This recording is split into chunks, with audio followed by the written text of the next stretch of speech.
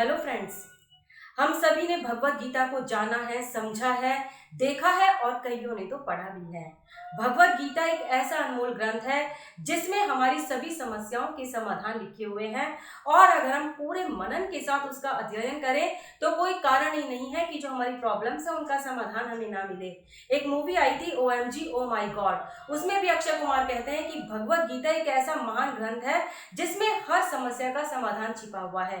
अब अगर उस समाधान तक हम नहीं पहुंच पाते हैं तो इसमें हमारी ही गलती है। हम कई बार प्रॉब्लम में इधर उधर सोचते हैं कि कहां से अपनी प्रॉब्लम का हम सॉल्यूशन ढूंढें, लेकिन जो सॉल्यूशन है वो गीता के अंदर मौजूद होता है। आज मैं आपको बताऊंगी कि किस तरह से गीता का जो एक श्लोक है कि कर्म करते रहो और फल की चिंता मत करो, सिर्फ उस पर अमल करने के बाद ही ना सिर्फ जीवन बच जाता है बल्कि निडरता का एहसास होता है और नए मार्ग भी मिलते हैं। उससे पहले अगर आपने हमारे इस चैनल को अभी तक सब्सक्राइब नहीं किया है तो इसे सब्सक्राइब जरूर कर दीजिएगा ताकि हमारे नए नए वीडियोस सबसे पहले आप देख पाए। मैं आप सभी को एक छोटी सी कहानी सुनाऊंगी और उस कहानी के माध्यम से हमें यह पता चलेगा कि अगर हम केवल कर्म और कर्म पर फोकस करते रहें तो ना केवल उसका फ्रूट अच्छा और मीठा होता है बल्कि हमें निडरता का एहसास होता है। कहानी शुरू करती हूँ। एक जंगल में हिरणों का झुंड पानी पीने के लिए नदी पर जाता है।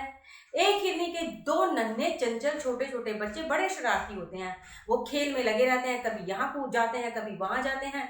हिरनी बार बार उन्हें कहती है कि ग्रुप के साथ ही रहो, अगर हम झुंड से बिछुड़ गए तो बड़ी मुश्किल होगी। मगर नन्हे नन्हे छोटे बच्चे अपने खेल में मशगूल रहते हैं। बस ऐसे करते करते शाम होने लगती है और वो दोनों खेल में इतने मशगूल होते हैं और हिरनी उनके पीछे कि उन्हें पता ही नहीं चलता कि कब बाकी हिरणों का झुंड वहां से चला गया और वो बिल्कुल अकेले रह गए हैं जंगल में। जब हिरनी को एहसास होता है इस बात का तो वो एकदम से डर जाती है। डर कर और घबरा कर अपने दोनों नन्हे बच्चों से कहती है, अरे तुमने मेरी बात नहीं मानी, अब कुछ ही देर में यहाँ पर जंगल का राजा शेर गरजता हुआ आएगा और पानी पीने के साथ साथ वो हमको अपना शिकार बनाकर खा जाएगा और इस तरह देखो हम बेमौती मारे जाएंगे। अपनी माँ की बात सुनकर दोनों नन्हे नन्हे शावक भी बड़े सहम जाते हैं और एकदम से माँ के पास आ जाते हैं। फिर उसके बाद एक शावक कहता है, माँ क्या बचने का कोई तरीका नहीं?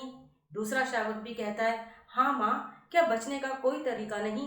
हिरनी उधेड़ बुन में लगी रहती है, कुछ सोचती है, कहती है एक तरीका है, मगर उसके लिए तुम्हें कर्म करना होगा और मेरा साथ देना होगा।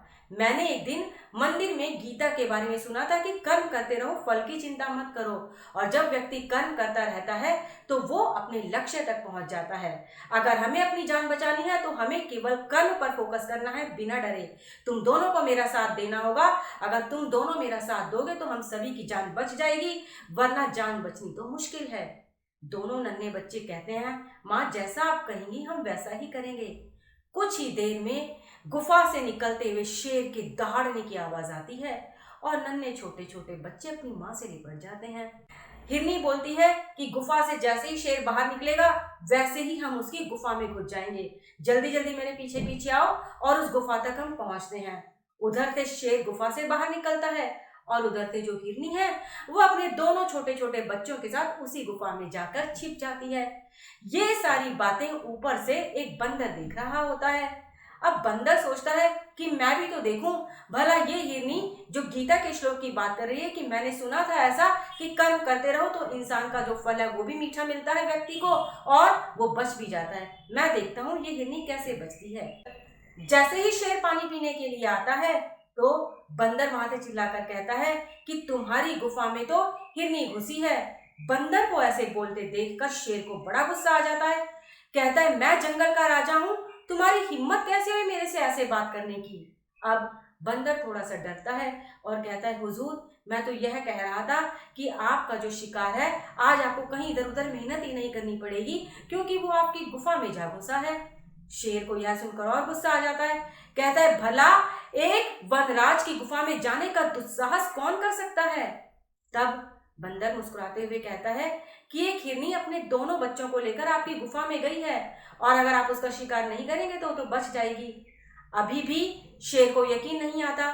उसके बाद बंदर कहते हैं, महाराज अगर आपको मेरी बात का यकीन नहीं आता है तो आप पानी पीने के बाद गुफा पर जाइए और गुफा में जाकर वहां पर अंदर जाकर देखिए, अगर हिरनी ना मिले तो फिर आप जो भी दंड मुझे देंगे मुझे मंजूर होगा। शेर यह वाली बात सुनकर और पानी पीने के बाद अपनी गुफा में वापस जाता है। अब हिरनी ने तो गुफा की ओर ही कान लगाए हुए होते हैं।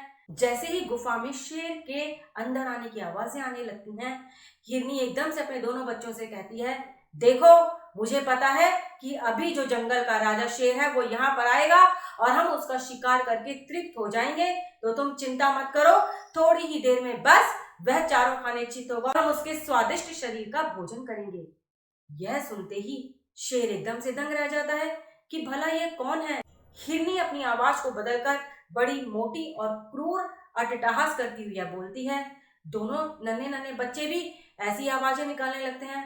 शेर थोड़ा सा भयभीत होता है, कहता है गुफा में कोई तो घुसा है, मगर हिरनी तो निश्चित ही नहीं हो सकती। अगर हिरनी होती तो उसके तो डर के कारण ही प्राण निकल जाते। बस वह उल्टे पांव वापस नदी के पास आता है और बंदर को देखता है। बंदर वही डाल पर बैठा हुआ होता है।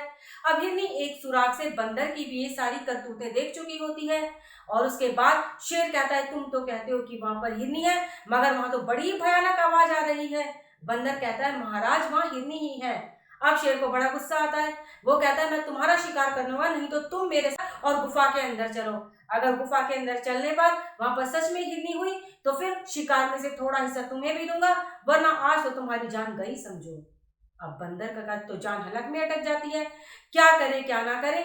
उतरता है और शेर महाराज के साथ उनकी गुफा की ओर आने लगता है। जैसे ही वो गुफा की अंदर कदम बढ़ाते हैं कि हिरनी तुरंत बोलती है, वह बंदर को कहती है, अरे वाह वाह बंदर मामा, तुमने तो कमाल का काम कर दिया। देखो तुमने तो बहुत ही तरकीब भिड़ाई कि अगर शेर नहीं मानेगा तो मैं उसे अपने साथ लेकर आ जाऊंगा और आखिरकार तुम उस रणनीति में कामयाब हो गए। अब तो मुझे बड़ा ही स्वादिष्ट शिकार मिलेगा शेर का और साथ ही साथ तुम्हें पुरस्कार भी मिलेगा। अब जैसे ही शेर यह बात सुनता है वह तो एकदम से दंग रह जाता है। वह क्या करता है, वह तुरंत पलटकर बंदर का शिकार करता है, उसे मार देता है और गुफा से बाहर भाग जाता है। और इस तरह से हिरनी कर्म पर चलती हुई न केवल अपने प्राण बचा लेती है अपनी सूझबूझ से, बल्कि उसे निडरता का भी एहसास होता है कि किस तरह से बुद्धि से जो पूरी तरह से बलवान है उनको भी हराया जा सकता है। तो गीता में यही बताया गया है कि कर्म करते रहो। जब हम अच्छे पूरे शांत मन से, पूरे अच्छे मन से और वचन से अपना कर्म करते रहते हैं तो फिर हमें जीत मिलती ही मिलती है। कोई भी कारण ऐसा नहीं होता कि हमें अपने अच्छे कामों का परिणाम प्राप्त ना हो। उनमें थोड़ा समय अवश्य लग सकता है, लेकिन परिणाम मिलता जरूर है और वो भी बहुत ही अच्छा परिणाम मिलता है। तो फ्रेंड्स, यही है गीता का संदेश कि कर्म करते रहो, कर्म करते करते अपने पथ पर आगे बढ़ते रहो और धीरे धीरे सारी जो परिस्थितियां होती हैं, विपरीत परिस्थितियां भी हमारे हिसाब से, हमारे अनुसार ढलती जाती हैं। उम्मीद करती हूँ आपको आज की यह कहानी पसंद आई होगी। मैं जल्दी ही मिलती हूँ आपसे किसी नए रोचक सब्जेक्ट के साथ। तब तक के लिए थैंक यू, बाय बाय।